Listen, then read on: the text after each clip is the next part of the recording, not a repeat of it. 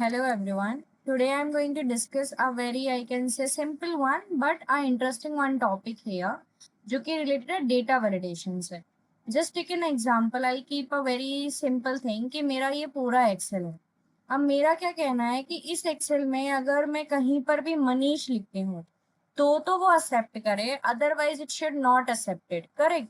तो एक्चुअल में it's not about only Manish, आप कुछ भी इंफॉर्मेशन डाल सकते हो, but I am just taking one example कि ये पूरा एक्सेल में I want to restrict the data कि only Manish should be acceptable, rest of the information should not be acceptable. Okay, तो इस तरीके से मुझे यहाँ पर काम करना है.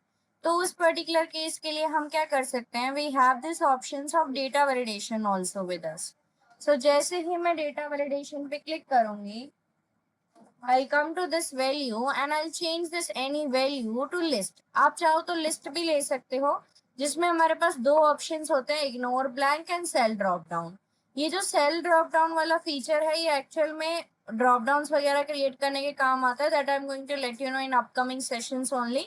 लेकिन अभी के लिए मैं इन दोनों को हटा रही हूँ and I am only typing Manish.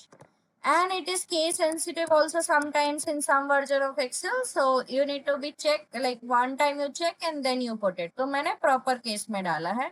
अभी मैं ओके कर देती हूँ.